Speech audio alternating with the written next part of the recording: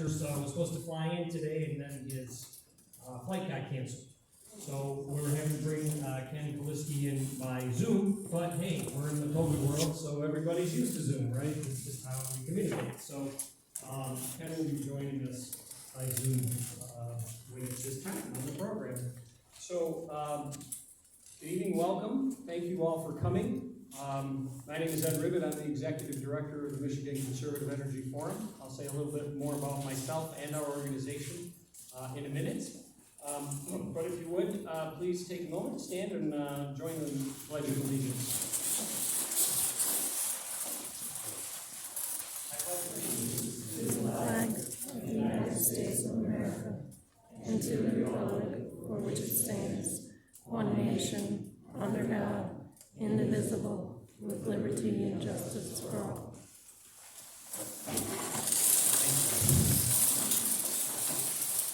I almost finished that the way that I do as a scoutmaster, because we have a scout salute and we're done. You say, do.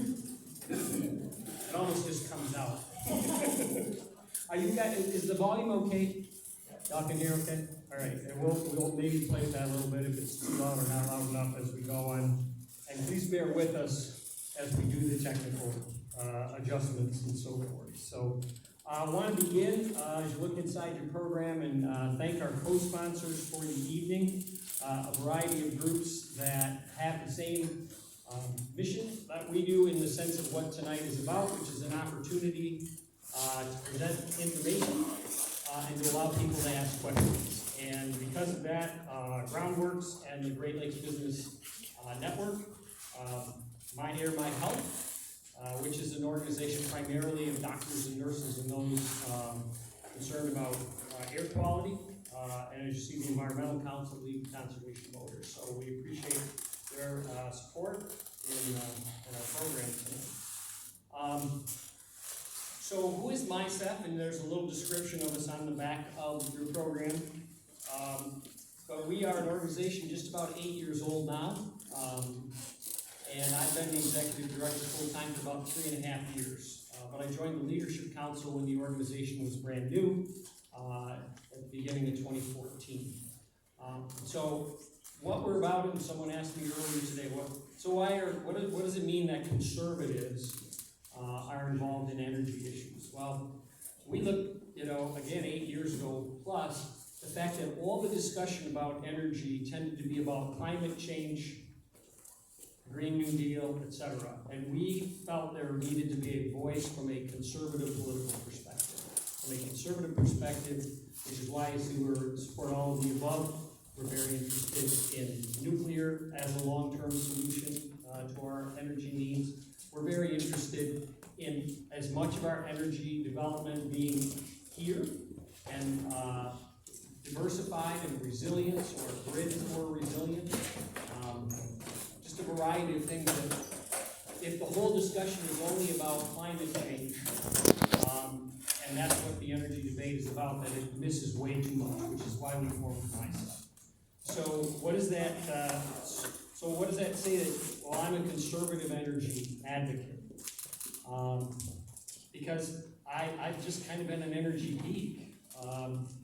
I have a geothermal heating and cooling system in my house. I put that in 18 years ago when I built it because it seemed to me that it was going to have a long-term payoff, and it has. It's been very good. I have solar panels. I go over here in my hybrid electric vehicle. So yeah, I'm an energy geek, but as a conservative, what does that mean? Well, I spent 30 years as the Right to Life lobbyist at the state capitol before I came to this position. So I'm a conservative kind of guy. That's what I'm about. My colleague, J.R. Miller, we've been a team for a year and a half or so now. J.R., after his service in the United States Army, went to seminary, actually did ministry work for about 10 years before he found his way into the energy space and worked with utilities and worked with folks helping in a ministry to help people with low incomes improve their homes. And just turn this microphone a little bit. So again, that's just that's the conservatives that we are, and we just feel there needs to be that voice in the energy space. So that's a little bit about us. We'll go to the next slide here, where you see our agenda for the evening, which is also in your program. So Ken Kalisky, who couldn't be with us in person, who's going to join us in a bit by way of Zoom, is going to kind of break out the technical aspects of what's about sound, and what are the scientific sides of sound. And you see that in between. Dr. Ellen Bogan is going to talk about health as it could be affected by sound, but as wind turbines in general. And when I introduce him, you'll see about that. We have Chief Nelson from the Ithaca Fire Department, and he's had direct experience with the onboarding of wind, so to speak, in Isabella County, or I should say Gratiot County. And then our special guest tonight, Clyde Taylor, is a farmer, landowner, is now a retired farmer from Isabella County, almost retired. And I will, as each of them present, I'll introduce them with a little more detail. So also see, so that we have everybody have an opportunity to ask their questions. We've given you some cards. Brad and Emily will be around, I think, as each of our panelists presents. Gee, that's really bugging me. I'm going to turn this way. As each of our panelists presents, maybe we'll do that. Let's step back here, and we'll just swap that back and forth. You may have questions, so as you write them down, if you have them, then we'll come around, pick them up, and they'll get their way up here, because we'll do all the panel discussions first, and then we'll just go through the questions as rapidly as we can. Okay, we are going to just have one technical complication after another tonight. We're going to roll with it. So if you have questions, write them down. If you need more cards, let us know that too, and we'll try and make the second half of our presentation as interactive as possible between you and our panelists who know all the stuff. So I'm losing my panelist. He'll be back. It's okay, you're not first. So we're going to try now to bring Ken Kalisky up just to introduce him to you, so you can see him and he can say hello, and then we will probably drop his video, and there he is. So as you read in his bio, Ken is a sound expert, an acoustics expert, and has done work, with the National Berkeley Laboratory and with the Massachusetts Department of Environmental Conservation, and just knows what sound is and what it's about, and he's going to be sharing that with us. So, Ken, I know also that in your slides you share a little bit more about some of your work. So let's have you say hello and make sure we can hear you and they can hear you, and then we'll bring the slides back up and you can go from there. Great. Thanks, Ed. Appreciate it. And thanks, MJR, for inviting me to the presentation. My audio sound good? We're going to make you a little louder. Okay. How's that? Is that better? Okay, good. There you go. Great. Great. All right, I'll cut my video off now and bring the slides up.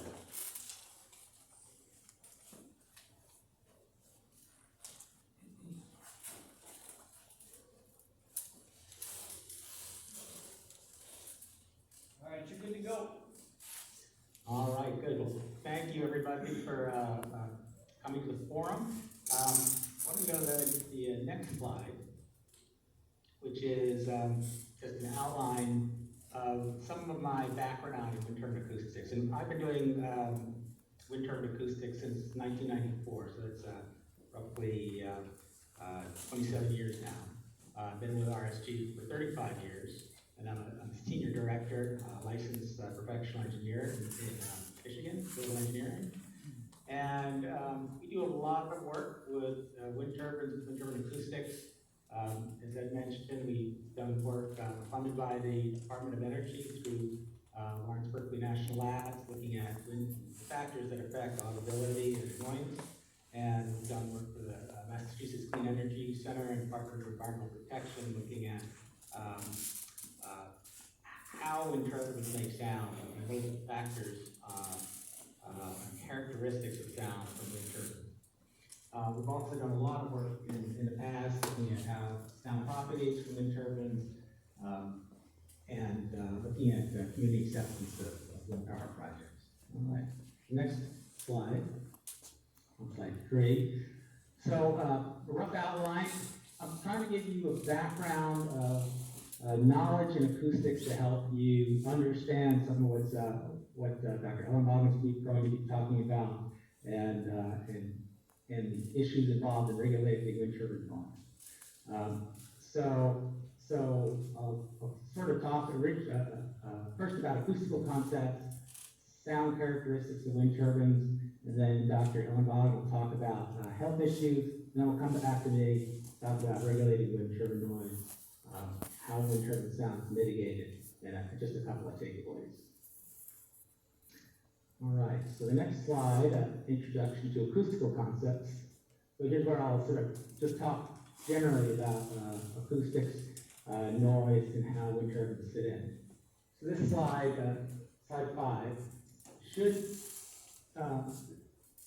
looks at the decibel scale. The sound pressure levels are measured in decibels. The very right side is very faint sound, 0 decibels. That's roughly the threshold of audibility. And 140 decibels, which should be deafening. But our day-to-day existence, we tend to have sound levels in the range of, say, 20 to 30 on the low end to 90 to 100 on the high end. So on the low end, a library with HVAC running is about 38 decibels. My speech is probably around 55, 60 decibels. That's the average for conversational speech, similar for television. Then you might have a riding lawnmower, which might be around 92 decibels. Hit the down arrow. Most wind turbine sound is below 45 decibels. Most standards are, the standards for wind turbines tend to be somewhere between 40 and 55 decibels, which I'll get to later in the program. So at 45 decibels, how does that compare to typical communities? Well, this is a study we did looking at the background sound levels in various communities, over 100 sites that we measured at. And for agricultural communities, the average nighttime sound level, including times when the winds aren't blowing and the winds are blowing, is about 41 decibels. You can see in agricultural communities, the range is quite large, going from almost 30 to 60 decibels, but on average, about 41 decibels. And as you get more remote to remote mountains, the average sound level gets lower. But for this type of community, rural mountains, residential, it's in the low to mid 40s. Next slide. So decibels are a little bit hard to understand because it's nonlinear, but so a 0 or 3 dB change in sound levels, you increase the sound level, for example, by 3 dB, it's, or decibels, that's generally considered fairly perceptible. If there's a 5 dB change, it's clearly perceptible. And a 10 dB change is a doubling. So an increase of 10 is a doubling, and a decrease of 10 is roughly a halving of the perceived loudness of the sound. This relates to perception. The down arrow. It's also important to note that every 5 dB decrease in, say, a sound level standard results in an 80% increase in the setback of the wind turbine. So, for example, if there's a standard of, say, 45 decibels, and the setback for that is 1,000 feet, 40 decibel standard would require an 1,800-foot setback. So the change in sound level in the ordinance has a very significant effect on the setback. All right, next slide, slide 8. So next I'll talk about frequency. And frequency is, technically it's the rate at which sound fluctuates, and it's expressed in hertz, cycles per second. And it is essentially the pitch or the tone of the sound. So we're used to hearing low frequency sound is a low pitch, high frequency sound is a high pitch. We're nominally sensitive to 20 hertz to 20,000 hertz. So So it's a fairly big range of sound. Below 20 hertz is considered infrasound. You may have heard of infrasound, and it's generally inaudible and perceptible, except at very high levels. And then above 20,000 hertz is ultrasound, and most people can't hear ultrasound. All right, next slide. So I'm going to try to show you here that the human hearing range is very insensitive to low frequency sounds. This curve here, you have the bottom axis is the frequency going from 1 hertz to 100,000 hertz. And the sound pressure level, the relative sound pressure level is shown on the vertical axis. And when JR hits the down arrow, you're going to hear the sound level at the same sound level, but it's going to sound differently, going from low frequency to high frequency.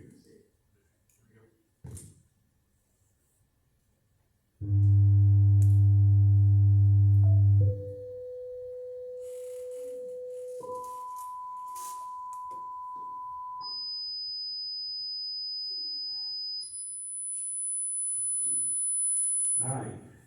So those tones were at the same exact level, but you hear them at different perceptible loudness levels. That's because our hearing, normal hearing, is sensitive to different frequencies in different ways. All right, let's go to slide 10. All right, so now we'll talk a little bit about the sound characteristics of wind disturbance. Slide 11. So this curve, again, with frequencies on the bottom axis and the sound levels on the left axis, shows in the blue the sound emissions, typical sound emissions from wind turbines. As you can see, most of the sound emissions are actually in the low frequency. But our perception of wind turbines is shown in the green, which is how we perceive the sound. And you can see that the way we perceive the sound, the peak frequency is around 400 hertz, which is the mid-frequency sound. So the swishing sound of the wind turbines that you're hearing is a mid-frequency sound. All right, let's move to slide 12. So you've probably heard about infrasound, and infrasound is generally below human perception, and there are some audibility and perceptibility thresholds that have been established for wind turbines. And in one of the studies that we did, we looked at wind turbines turned off, we looked at wind turbines turned on, and then we looked at the infrasound levels that were generated. And in this chart, you see, again, the frequency on the bottom, but this time it goes from a half a hertz to 20 hertz. This is all infrasound. And the sound levels, again, on the vertical axis. And that the red line is the audibility threshold. And with the turbines off, you can see in the darker dots, say 20 hertz all the way to the right, the sound level is around 30 decibels. With the turbines on, it goes up to around 50 decibels. But it's still almost 30 decibels below the audibility threshold. So even at the closest to the red line, the turbines are still well below the infrasound threshold. So infrasound is not an issue for wind turbines. All right, let's move on to slide 13. That's not to say that wind turbines aren't audible. They are audible, and most people can hear them outside. Even a mile from the wind turbines, about 85% of the people can hear them outside. But once you get inside the home and the windows closed, most people can't hear the wind turbines. At distances of up to a mile, only about 37% of people can hear them inside the home. And that gets much lower with increased distance from the turbine. So yes, wind turbines are audible, but that audibility decreases with both distance and where you are on your property. The next slide here. This is a study that we were involved in, looking at what factors are indicative for wind turbine audibility and annoyance. So the blue, on the left side, are various factors that we tested. This is from a nationwide study of people who live near wind turbines. So the blue is the factors that affect audibility, and orange is the factors that affect noise, and the size of the bars is the importance of that variable. And it turns out, not surprisingly, that with respect to audibility, the level of sound, wind turbine SPL on there is the wind turbine sound pressure level. The sound pressure level is the biggest factor that affects audibility of the sound. But in terms of the noise, the orange bars, the number one factor is like to look, noise sensitivity and prior attitude. So annoyance is much more heavily due to subjective factors, and audibility is due to objective factors. So in other words, things that you can measure. Moving in after, the people who moved in after the project was built were much less likely to be annoyed by wind turbines than people who were there before, and people who opposed the project before were much more likely to be annoyed by the project noise than people who were favorable to the project before. In terms of complaints, this is the next slide, slide 15. We did another study of wind projects in England and found that 78% of the capacity had no noise complaints, while 10% had some complaints and 8% had complaints and were found to have sound levels greater than the noise standards. It's a down arrow. In a separate study, overall about 4% of the building within 2,000 feet responded with a serious noise complaint. And the down arrow again. And in our study, 75% of the complaints were from just 3 wind projects. So those were situational issues. All right, now I'm going to turn it over to Dr. Ellenbach, and I'll talk later about how to interpret that.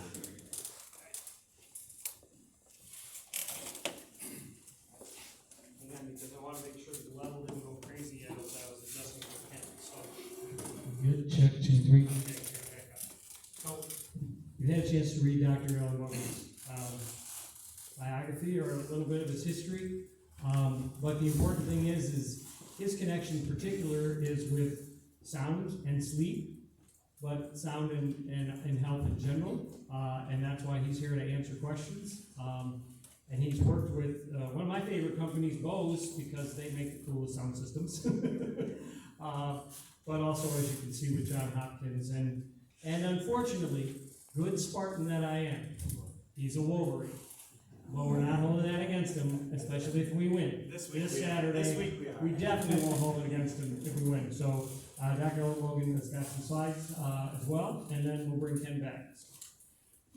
Thank you very much, and really an honor to be here with you folks. I'm really delighted to leave the state of Maryland, and don't tell anybody back home that, and visit the Midwest as often as I can. And the best part about being here in person is not the PowerPoint, death by PowerPoint here, but staying after, answering questions, and being really in person.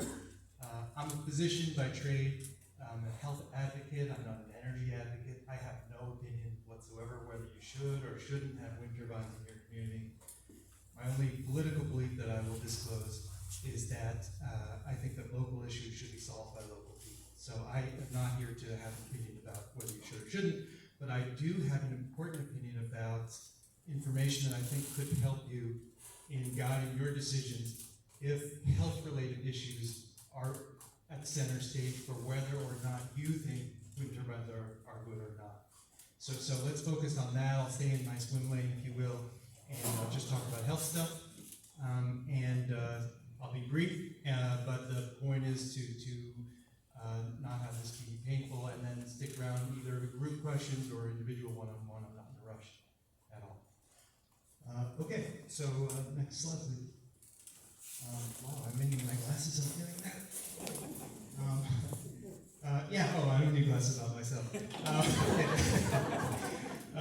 U of M is the only most important thing that isn't on that slide. It's my undergraduate degree, and you don't need to hear my whole resume, but I did training at Boston at Tufts, and then I went to Penn for my neurology residency and fellowship, and then did sleep training after that. So board certified as a neurologist and as a sleep medicine doctor. And really my passion is helping people sleep in noisy environments, which is how I got sucked into this whole thing somehow. In 2011, I was asked to participate in I was running the sleep program at Mass General Hospital at Harvard in Boston, and they asked me to join an independent panel and look at issues pertaining to sleep and health and neurological issues about wind turbines, because Massachusetts was ramping up their wind turbine program, I guess. And so the commissioner of the Department of Public Health asked me to join this team, and for a year we deliberated, we looked at the scientific data, and we came up with a paper that got published in 2012, which is really how I think probably these folks might have found me. But I've been following this topic with great interest over the years. I've had a chance to do these kind of meetings on about 10 or so times across the Midwest, and I've had a chance to kind of stay involved with what I think is an important topic, mostly because I think that in these meetings there's a whole lot of fear and misinformation, and if I can do anything tonight is to try to cut through some of that for you. So scientifically I've done a fair bit of work with acoustics, sound, and sleep and brain physiology, so that I guess that is kind of my interest and passion. It was a shameless advertisement for Bose. I don't work for Bose anymore, so I don't know what that was all about, but they're a cool company. That was fun to work with them, and I've had a chance actually to talk to some people, their families, interview them, examine them for a couple of people that have raised concerns about health issues on a turbine that was actually near them. And if you want to talk about those anecdotal experiences, I can give you my perspective as a physician from that as well. Next slide. Signals. So I think just big picture, if we're talking about health, it really comes down to what does a turbine do that might even cause a health-related issue. And there are really two signals. One is sound and vibration. Sound is a kind of vibration, but there's all kinds of vibrations. And shadow flicker. You'll hear that expression. You're probably already very familiar with it, but if you're not, that's when the sun gets very low in the sky, either in the early morning, depending where you live relative to the turbine, or late in the day, if you're on the other side, for a couple of minutes on any given day, depending on the season and the clouds and all that.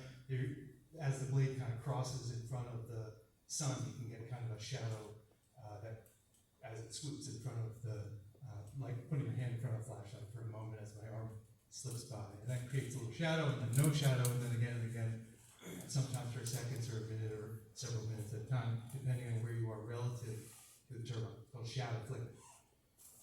Sound, on the other hand, so shadow flicker is something we should discuss. And sound is the other one, and it's really in two forms. Ken Kalisky did a great job explaining it. I'm a simpler person when it comes to acoustics, so I just think of, if you're going to turn the volume up, that's making the decibel level higher and higher. That's that 40, 45, 50 that you're hearing about decibels.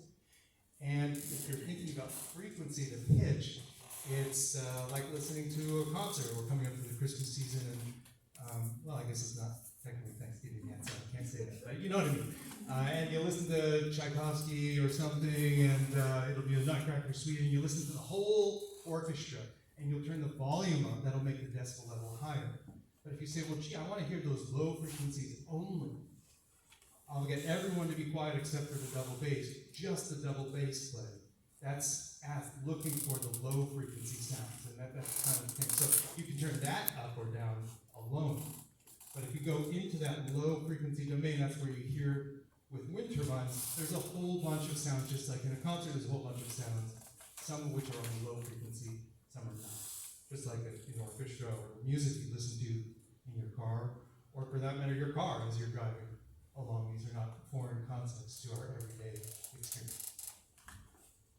Okay, so people have made, over the years, just a tremendous amount of concerns. Some of them feel biologically plausible, that I can understand why the question would come up, but have been addressed. And some of them I have trouble understanding how they even became an issue. And these are something that I want to talk about in some detail. I'll be brief now, but we can talk with each one individually if you have particular concerns. But it ranges from the sort of obvious question, is it going to be too loud and it's going to wake me up, to the more unusual, is it going to cause balance problems or cardiovascular disease or headaches or nausea, and just the list is quite tremendous. And actually a number of years there was even a book that was published called Wind Turbine Syndrome. It even named a syndrome that these sounds could cause an entire potpourri of health-related problems. So let's address that. Next slide, please. Okay, well, I guess line one is going to shoot that down. Wind turbine syndrome was something many years ago. It was a book that was produced. It was basically trash science, never got accepted appropriately. There is no such thing as wind turbine syndrome. Just calling it that doesn't make it so. It has to go through a process of scientific discovery, development, demonstration, and filter through a lot of critical eyes that say, yeah, that's a real thing. It isn't. Okay, so let's just put that terminology aside, and we can go into that in detail if you like, but I just want to debunk that early on. That has been something critical thinkers of this topic have let go of years ago, but it kind of is still a thing you'll catch at Google if you're not kind of up to date on the subject. Shadow flicker related seizures. So when we move from sound to that shadow flicker stuff, people had known for now quite some time that if you have certain kinds of epilepsy, a photic stimulating epilepsy, something where flashes of light will cause the seizure. So a very rare form of seizures among people who have epilepsy in the young that they usually outgrow. The flicker that causes seizures are high frequency flickers, way outside of the shadow flicker that is created by a turbine. A turbine has never caused a seizure in anyone. From a photic seizure point of view, it never will.